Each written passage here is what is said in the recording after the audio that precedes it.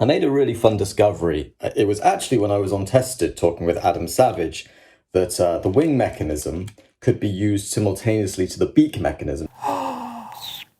And so you've got this extra movement of the wings you're activating with your thumb. Right, and the mouth too. Oh, you could do both. I can do both, yeah.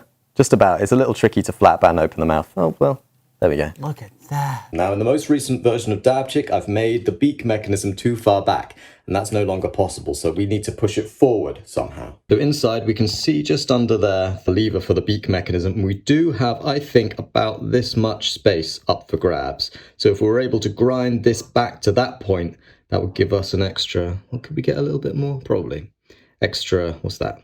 5 mil, 6 mil, something like that. It sounds like an inconsequential amount, but we're dealing with a small puppet here, and every millimeter really does matter. It'll also mean the removal of everything in the way. So wing off, wing off. We'll move this rubber band out the way too, because that's just gonna slam things back.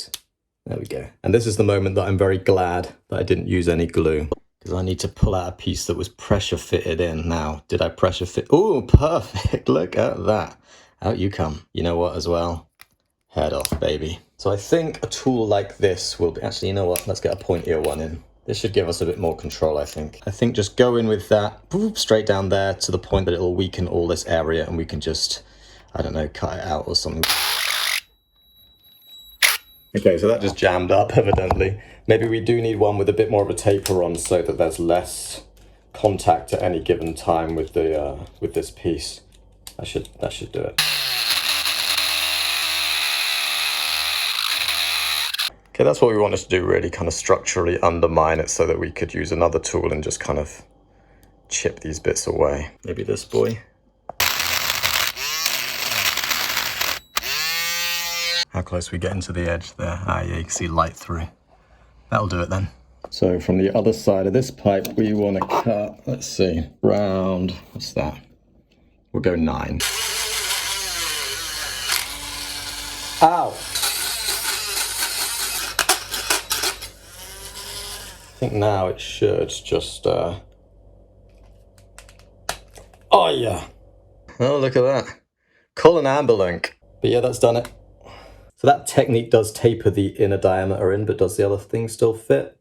Yeah, all the way through. In fact, we'll need to cut this one too. Get the saw going again.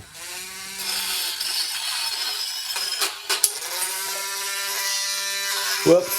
That didn't break where I wanted it to, but there we go, now it has. Okay, back to assembling. First one in, the spring, it goes over here, and then we push that one in. Let's see how much range of motion we got now. Yeah, perfect. See, it comes down to about just past the lip, which is around where we want it because it still has to have the other piece in, and that should have it sticking out just beyond it, so perfect.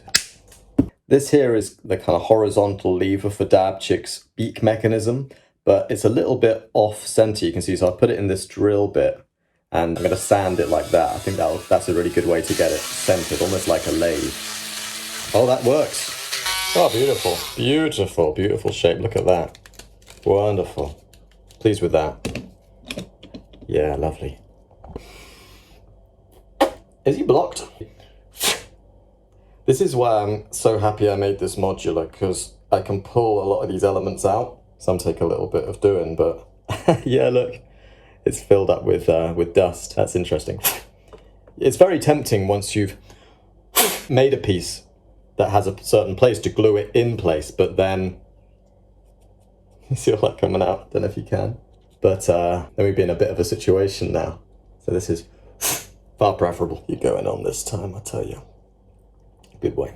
Okay, that's a beautiful, beautiful snappy motion there. There's a little bit of excess there. I can cut it, but I won't cut it entirely because I got an idea of something that will make it a bit more reliable. So I'm going to trim back just a bit like this. So I've removed that much there, and you can see it sticking out a little way. And then we'll torch the end to make it kind of a ball end. I'll show you the result once it's done. It's quite precise. There we go. This does two things. If your thumb interacts with a sharp cut edge, even if it's just a fishing line, it can become a little bit uncomfortable. And also making it somewhat of a ball end means it's not going to slip back past this point. So Ah, I love this. This is wonderful. Okay, so this is the moment of truth. Can Dabchick flap and keep his mouth open at the same time? So mouth is open.